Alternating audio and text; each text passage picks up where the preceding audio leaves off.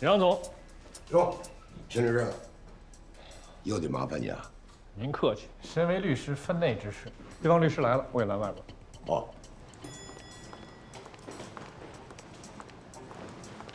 您好，我们跟杨总是约好的。不好意思啊，杨总在忙，麻烦二位稍等一下。那要等多久呢？我们约的就是这个时间。大概10分钟左右吧。二位可以先坐一下。是陈律师让我们等的吧？谁啊？没事。这姓陈的，见过坏，没见过这么坏。杨总，您这边打算怎么跟对方律师谈？我这不得征求一下你的意见吗？对。第一呢，如果对方有什么过分的要求，一定咬死他们是在敲诈你。第二，我建议啊，你在经济上做适当的让步，毕竟他们打劳动争议，咱们公司是违反了劳动法的。其他就没什么了，一会儿呢，你就先跟他们谈，我稍微回避一下。为什么？跟他们打过交道，我怕再的话引起他们的戒心。行，那你就在隔壁房间等我。没问题。嘱咐下前台，让他们把手机留在外边，免得他们录音。好。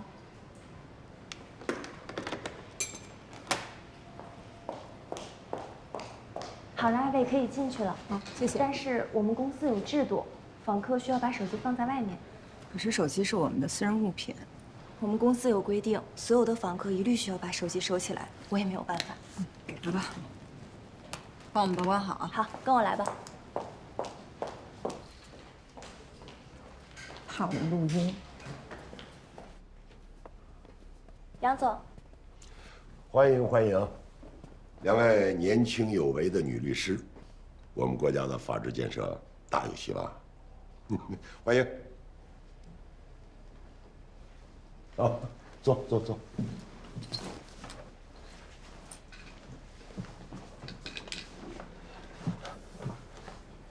二位律师有事啊？杨总，我们是为了郭玉女士的事情来的。贵公司无故地解除了与郭玉女士的劳动关系，这不仅违反了你们之间签署的劳动合同，也与法律规定不符。我们是代表她来和您协商解决问题的，希望我们能够达成一致。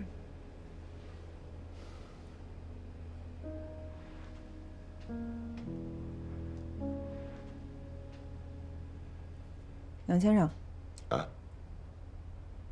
我刚刚说的您听到了吗？郭玉女士委托我们来和您协商解决问题，如果协商无法解决，我们就走劳动仲裁程序了。他有什么要求啊？他要求恢复劳动关系，并向他赔礼道歉，同时补发他被迫离职这些天的工资和奖金。那这么说，他找过你们了，对吧？他的腿也是故意甩的，就是不想和我一起出差工作，对不对？什么意思？什么意思？你们很清楚啊。他既然去找了你们啊，他一定就会说了很多我们两个之间的事情。您是说您承认曾经性骚扰过郭玉女士了？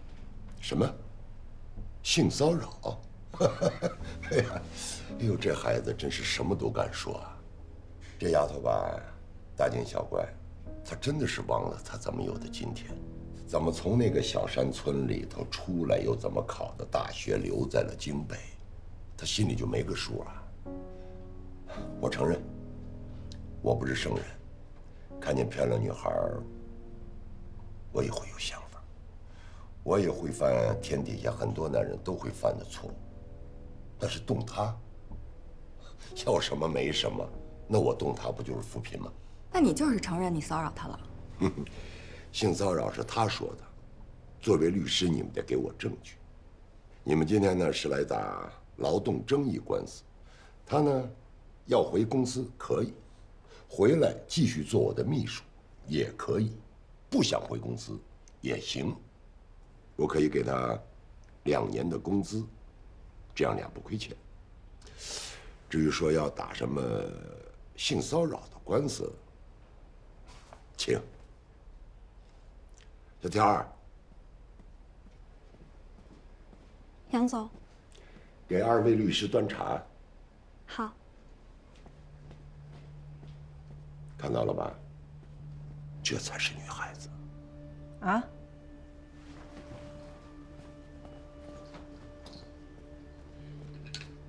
那我们就走劳动仲裁了啊！好，不送。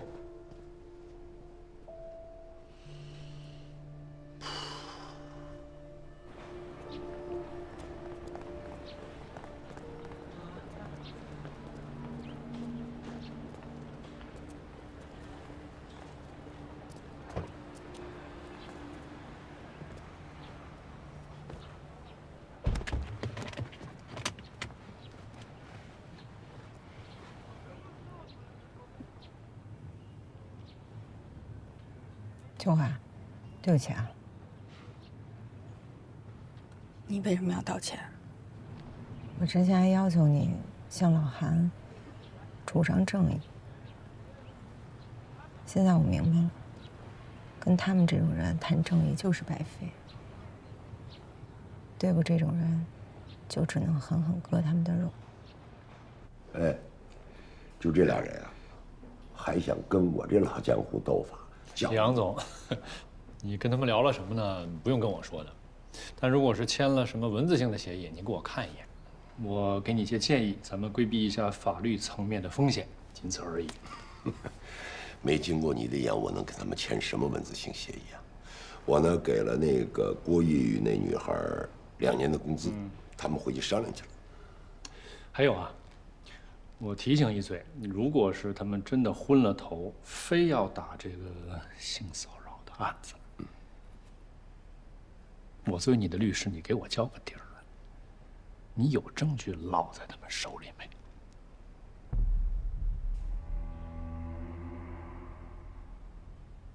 没有，肯定没有。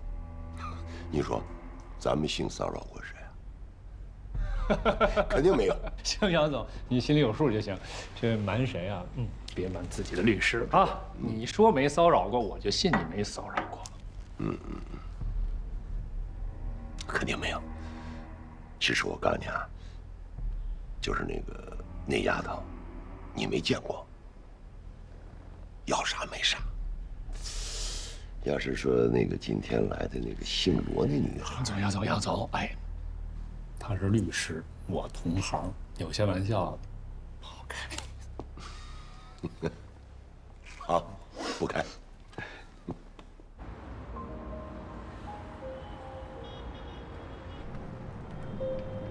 秋华，这一会儿怎么办呀？什么怎么办？郭玉一会儿到所里，咱们怎么跟他交代啊？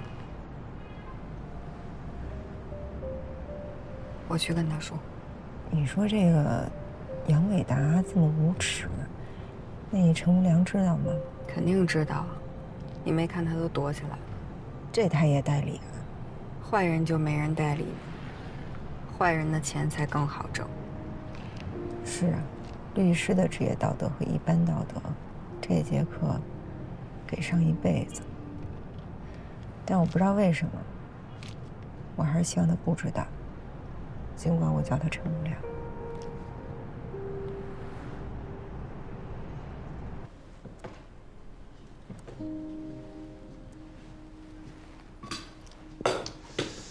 你这王八蛋还挺沉的你。哎，你没事别老玩我小宠物啊！这不是王八，这是乌龟。大象，我不在这会儿，阿贺怎么了呀？啊？老师啊，哎，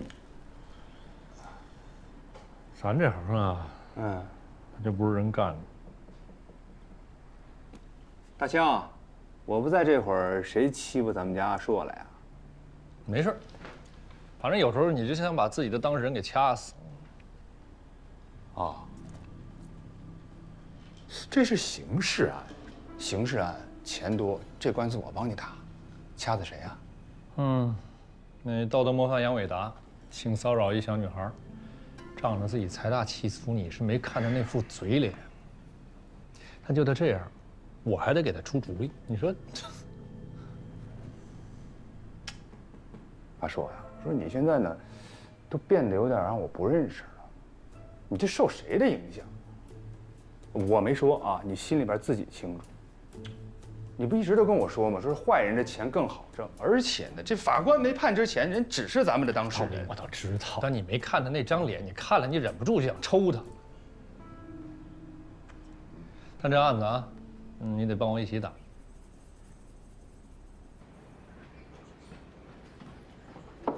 邱律师，郭宇来了，邱律师，结果怎么样？谢谢。那个，你们聊得怎么样？聊得挺好的，你先喝口水。结果还不错，他几乎答应了我方的一切要求。他答应补偿你劳动合同期内所有的工资和奖金，另外再给你一笔补偿金。至于具体的数额，我觉得咱们可以商量。邱律师，他承认了他骚扰过我吗？他承认了。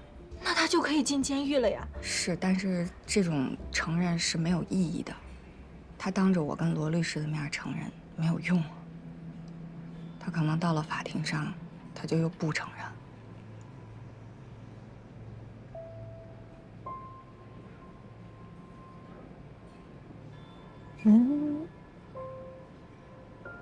人是可以做到这么无耻的吗？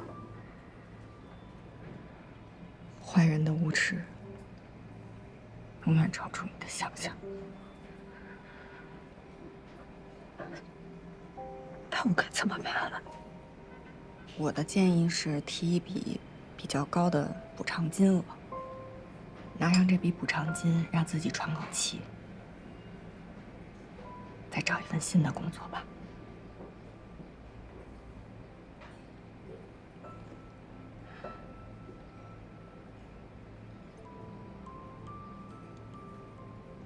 我比你早来这个城市几年，所以你的感受我特别能理解。可是如果你没有真正的在这个城市里立足，你连自己的温饱都解决不了，你的尊严、你的人格，你所受到的所有的侮辱和委屈，就1分钱都不值。没有人会真正关心你的。你真正能主张和保护自己权利的时候，才是你真正强大的那一天。所以为了这一天，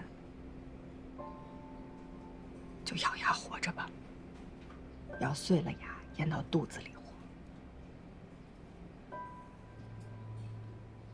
那我走了。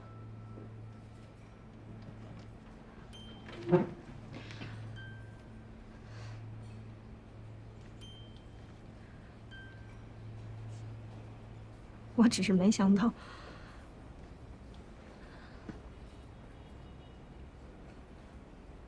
谢谢。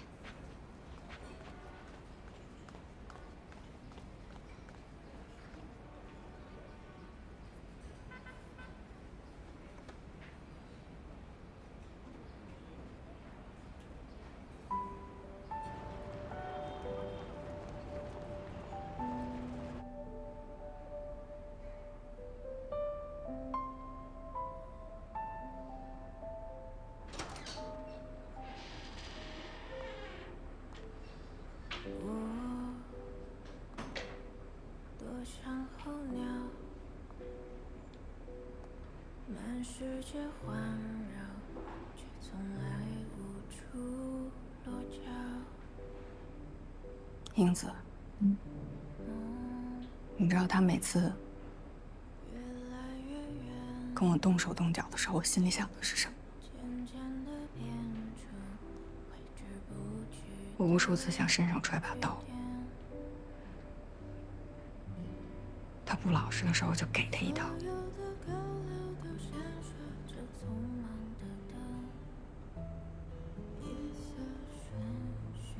但我也只能想想而已。输不起，我身后有一大家子人呢。他们好不容易把我供出来的，还等着我改变他们的命运呢。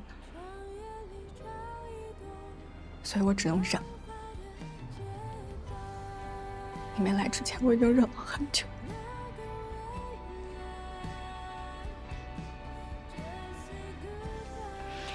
我留着这些证据，我将来让他付出经济上的代价。我是一个律师，我一个学法律的人，我还不如人家郭玉了。别胡说，秋花根本就不是你想的那样。你特别特别棒，你特别棒，你知道吗？你特别棒。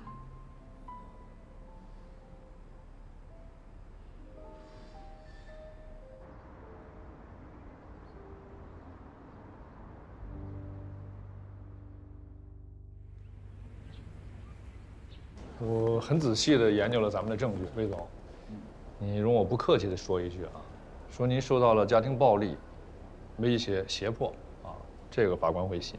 但如果说你是在受到了胁迫和恐吓的情况下签订了这份协议，我觉得法官不太会信。为什么？你看啊，你这健硕、魁梧，咱们再反观乔女士这边呢？也就1.60米多的个儿，啊，体重100斤左右。那你如何让法官相信他能胁迫你签下这么一份有失公平的协议呢？这个案子的关键呢，你就得让法官相信，你太太呢是一个充满了暴力倾向的人。如果你不答应他签这个，他什么事儿都能干得出来。你是为了保护自身的人身安全，被逼无奈才签的这份财产转让协议。那怎么才能让法官相信呢？奎总，负责咱们这个案子的庭审法官呢叫秦海，50多岁，为人很正直，也很严谨，而且生活上极其的有规律啊。据我一个同事的了解呢，他每天中午到饭点之前一定会审完案子，然后在法院吃午餐。奎总，你看，这是法院的平面图。前2天我已经实地考察过了。审判厅，你和被告进出的小门，法官进出的门。一般来说啊，庭审结束之后，法官从这个门走出去，直接走到后面的办公区，然后走出这个门去食堂吃饭。但是最近呢，这边在装修，那么这条路封死了。他完事之后，从这个门出来，只能绕到前厅，再从前厅出门，再绕到后边的食堂。那么就有一种可能。庭审结束，你和被告走出了这个门，到了前厅，一定会碰到。如果你们俩能在这儿停留一会儿，很有可能能碰到绕道而来的法官。我没听明白您什么意思？您是让我上去跟法官打招呼？哎，这以后啊，谁要再让我打这种什么专利案啊，我就去问候他全家。那打完这种官司，我觉得我都能去竞选那工程院的院士了。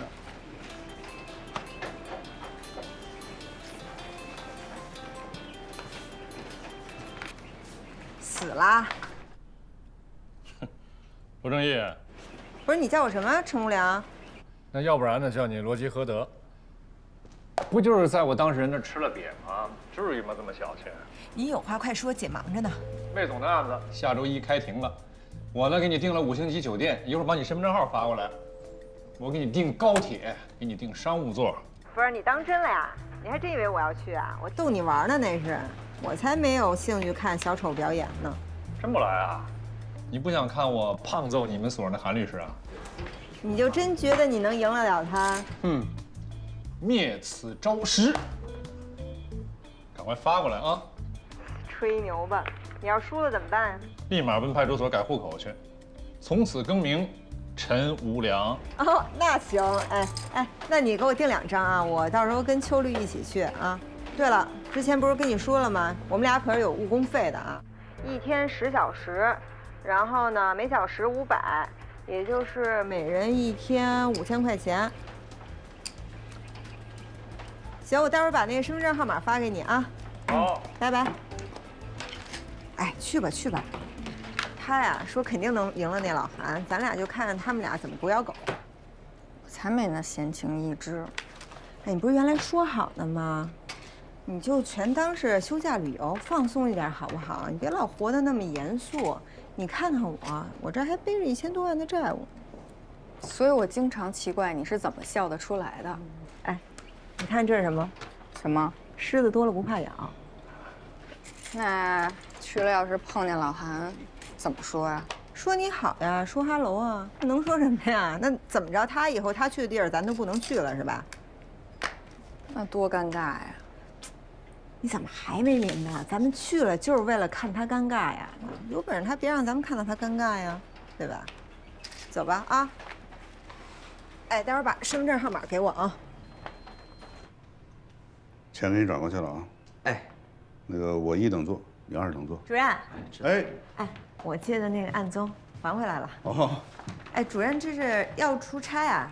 是啊，我们不像你们，你们在家里坐着，业务就上门了。我们东奔西跑的开庭，挣几个辛苦钱。主任，什么案子啊？乔连凤那个案子呀，乔连凤，就同仁路桥。嚯，你看，当初那个魏总想委托你们的时候，代理费好几百万，啊，他老婆委托我才几十万，可不就是辛苦钱吗？您这话不能这么说，你主任是为了正义而斗争嘛？哎，但是能赢吗？我当时觉得这个魏总的胜诉希望还是很大的。潘主任，您到时候可别出官司啊！输，我那个字典里就没这个字儿。主任，我向您打过念。哎，好。真是很想瞻仰一下法庭上主任胜诉的风采。哎，去！我也一直跟所里说呢，老律师出庭应该组织年轻律师旁听，这也是提高业务水平的机会。啊，真的吗？不过算了，你不是在外地吗？买不起车票啊，我给你买。哎呀，那倒不用，主任，我就是觉得吧，您看这个打官司这种事儿，输赢都是很正常的，尤其是这个官司，他这个原告方胜诉的面儿不小呢。那万一要是我们去了，那边有什么事儿，我们又是您徒弟，那您多尴尬呀！不可能发生啊，小罗，去旁听，算是业务学习。到时候我跟法庭申请一个旁听名额。真的？那谢谢主任，那我就叫上秋华一起了。行啊，那车票您甭管了，我们自己解决啊。谢谢主任，好的，再见。再见。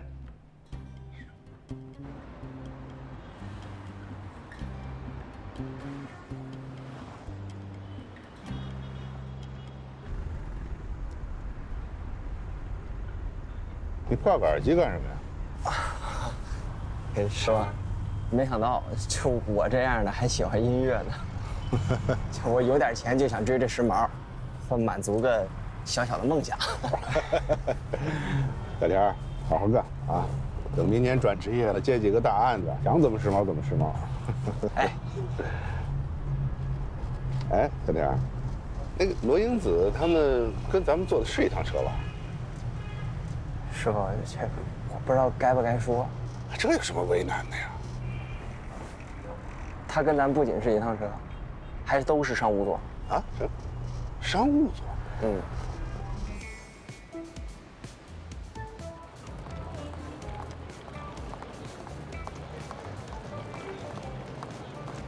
是罗小姐吧？对。哎，您好，给我吧。谢谢。哎，您客气。哎，我坐前面啊。来给我吧。哎，您慢点，小心台阶儿。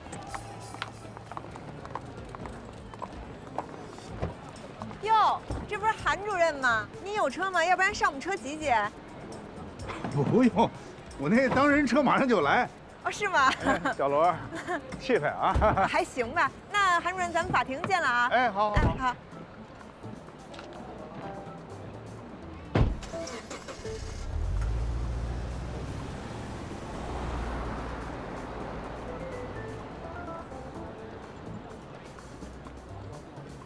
看什么看什么呀？赶快拦车呀！哎。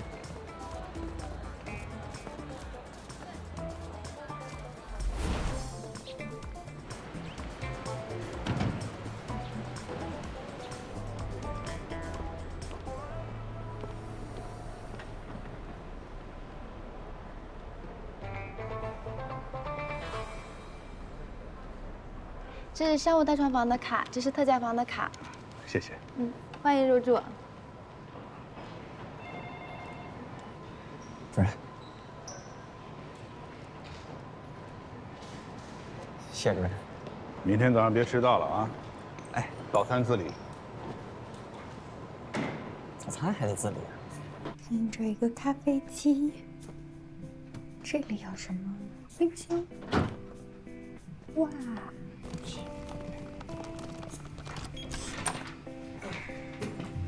这里有一个鲜花，这边有一个大床，这也太小了。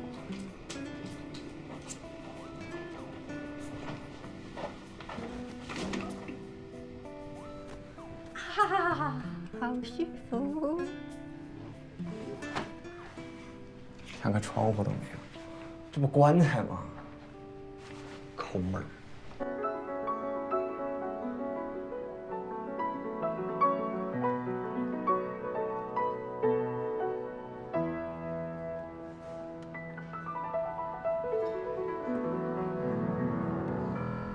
看，你弹琴呢，专业的。哎，遥想当年啊，我也是钢琴8级的水平，现在全丢了。你小时候，你家里想让你将来弹钢琴啊？那倒也不是，因为我爸呢就是搞教育的，然后呢他就希望自己的女儿啊全面发展，德智体美样样都行，琴棋书画也都能摸摸，所以他从小就带我去学什么琴呐、学画啊、学字儿啊，然后在家里还把那围棋给我教会了。但我爸有一点好，他不强迫我，就我愿意学就学，不愿意学就丢了就行。我妈就不是，她就老说我没出息。那我爸就特逗，我爸说什么叫有出息啊？我闺女高兴那就叫有出息。那结果呢，就这点愿望也没让她实现。好，谢谢。需要点什么？再来2杯特调的鸡尾酒，谢谢。稍等。我倒是觉得你爸不愧是个教育家。为什么呀？就是因为我被人坑到这口田地，然后欠一屁股债。因为你就算到了这步田地，也能活得从容体面，还不失安全感。那倒是。那你说这个安全感这东西吧，就好比我跟刘明这件事儿，你说他跑了，让我欠了一屁股债，总不至于要我命吧？那只要这样，我觉得倒是还挺有安全感的。这话也就你能说得出来。为什么你没安全感？当然没有了。那我挺好奇的，你为什么没安全感？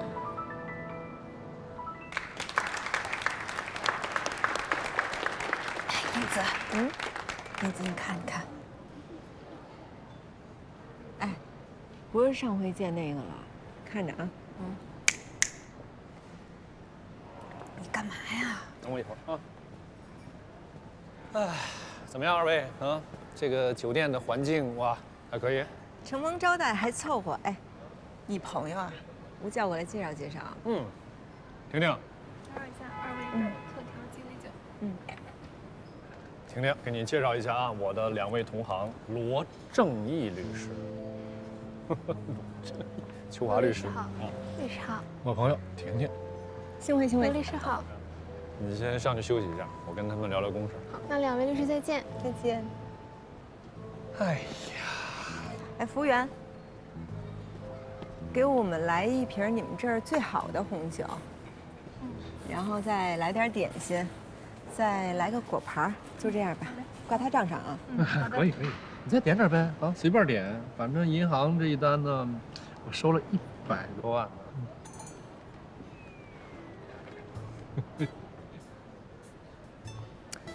明天的这个开庭，2位怎么看呢？能怎么看啊？就魏先生这案子稳赢啊，这都不用费劲，赢不了那是律师的事儿，是为素餐坑当事人的钱啊。凭什么这么自信呢？啊？不是，我们的代理思路写得多好啊，你就照我们代理思路打就行了。这么简单吗？但说实话，就你那思路，大陆货，反正是无功无过，是个律师都能想出来。那你别用啊。我为什么不用啊？在我看到你们那个思路之前，我就跟魏先生已经提出来了。但我告诉你，就你们那思路，那有很大的工作量，必须有很多的证据来支持，知道吗？要不然的话，根本就没有办法让人相信，一个不足100斤的女人，她如何胁迫一个如此魁梧的男人去签下这样一份协议呢？啊，你们没想到这一点吧？我们当然想到了，但幸运的是，人魏先生有证据。有证据。当然，你们肯定是没发现，就在这些所谓的证据里边，能证明他太太胁迫、威胁他的这些短信和视频，都是发生在签署完这份协议之后。当然了，之前也会有一些，可这并不足以让法官相信，魏先生签署这份协议的时候，他的人身安全是受到了威胁的。那怎么办？等书呗。切，我才不信呢！难道你户口本真想改成陈无良啊？明天等着看好戏啊，眼睛都不要眨一下，不要错过每一个精彩的瞬间。行，那咱们就预祝陈律师吧。来吧，邱律。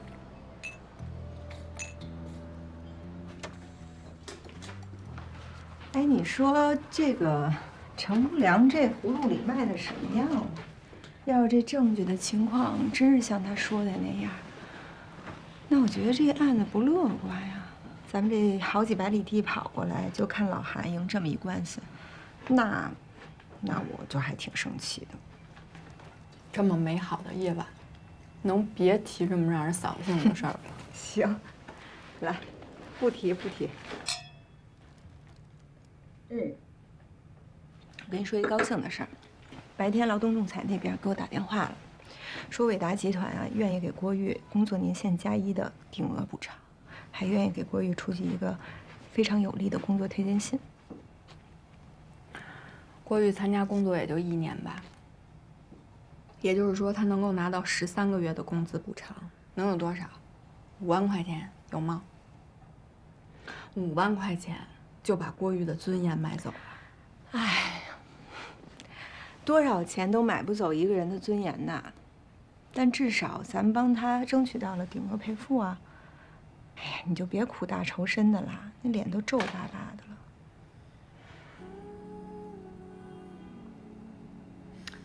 英子，你身上背着这么多的债务，你真的不发愁啊？这又有什么用呢？再说我也没背什么债务了，私人贷解决了，我顶多也就输套房子给他们，也就是被他们剥削得一干二净而已。那有什么办法呢？重新开始呗。再说我现在已经起步了呀，只要活着，就有希望。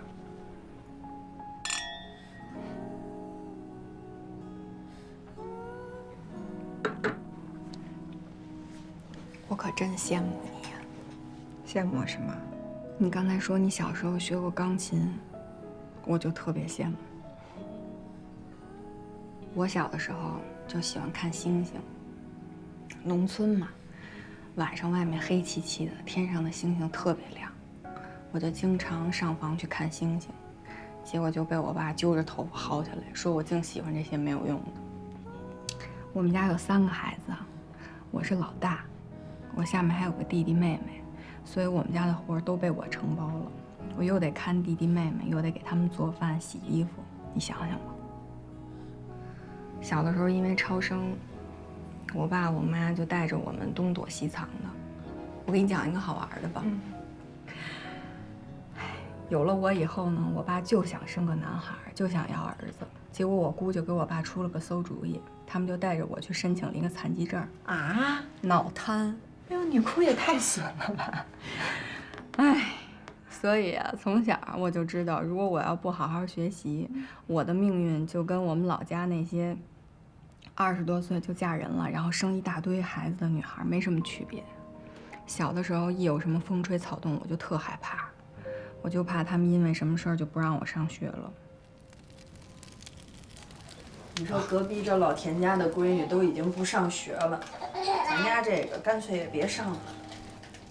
小点声，别让小花听见。那刚才你说不让上学了，把她吓的。那上学有什么用啊？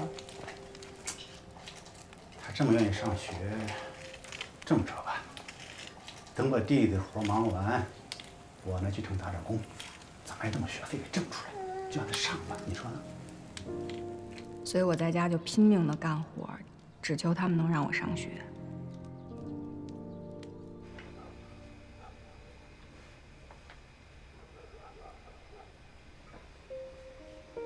上学就是我能抓住的唯一的救命稻草。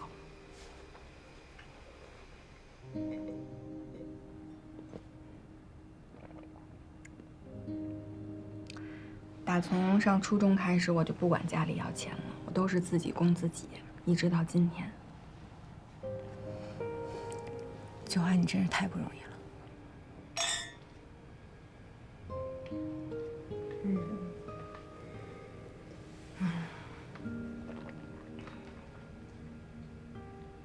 但是我们家为了供我上学，也都是勒紧裤腰带的。虽然我不管家里要钱了，但我不还是一张嘴吗？我得吃饭呀，就更别说家里少了一个人干活看孩子了。但是英子，你别骂我没良心啊！正是因为我自己把自己供出来的，正是因为我那一家人都在嗷嗷待哺，所以我才坚决不回老家。我可以把我每个月的工资省下来给他们寄回去。但我也不想让这个家再成为我身上的壳了。我首先得为我自己活，你说对吧？你可真活出来了，才算是能帮到你那些弟弟妹妹。如果你还像他们那样，再在那个地方生活，那你也就被淹没了。但也正是因为这样的出身经历，这样的背景，造就了这样的我。所以很多人很多事，可能永远都跟我无缘了。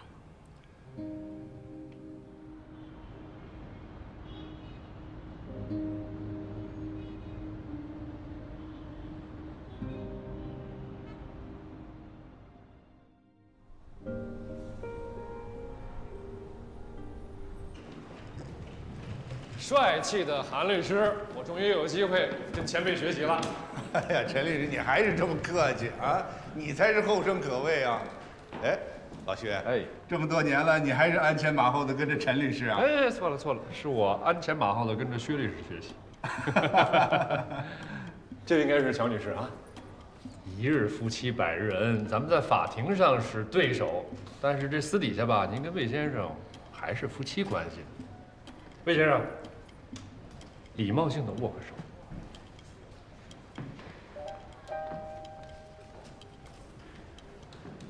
来，你信不信我把你的手指头给掰断了？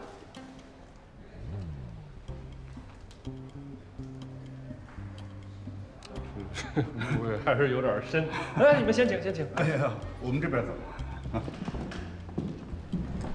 你给我等着。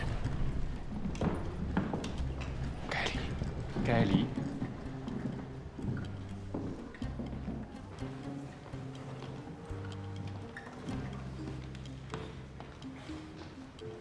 哎，你瞅老韩前面那儿堆的，跟座山似的，哼，准备还挺充分。瞧，给小条紧张的，到时候老韩又给骂他。这小条来咱们所的时间也不短了，老韩从来没给过他机会，这应该是他第一次跟着老韩出庭。谁摊上老韩这么个师傅都不容易，真是。全体起立。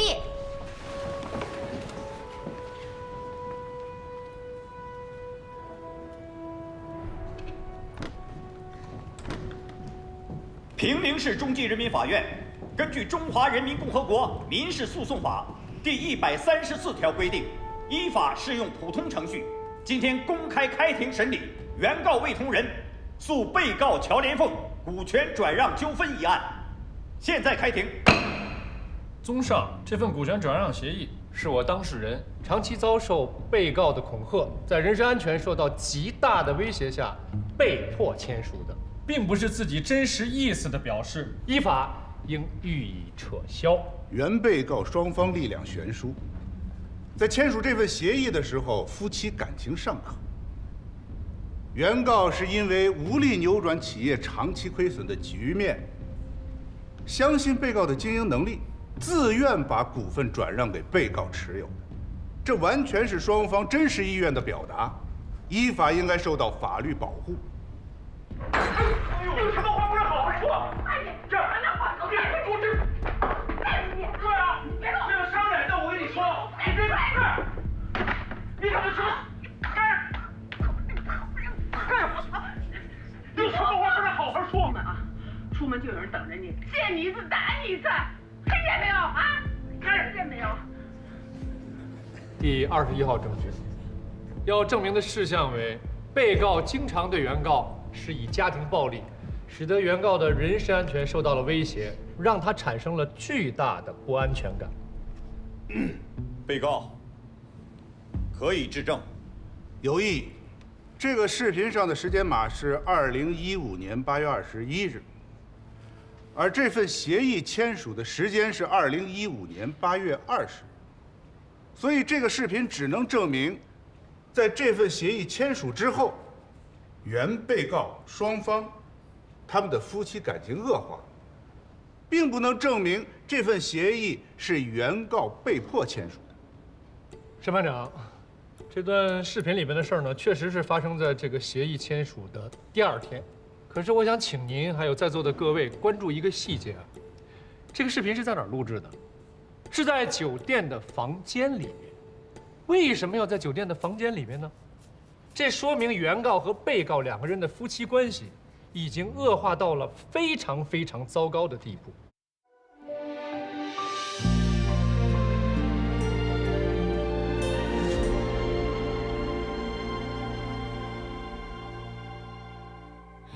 记忆里许多事情又过去，我们多有默契。失去的所有人里，最怀念自己，不痛不惧。用沉默来代替错过的我，没多说一句。曾经我用尽力气，所以不可惜。天生会乐观的人群，总在夜深人静自语，永远相信明天的和结局是我的超能力。为一个解翻山越岭，走很远才惊觉已过去。雨过天晴，怎么算公平？歇斯底里的事，离开不必非要证据。曾经我用尽力气，所以不可惜。错过你也成为风景，没做好有什么要紧？若世界显得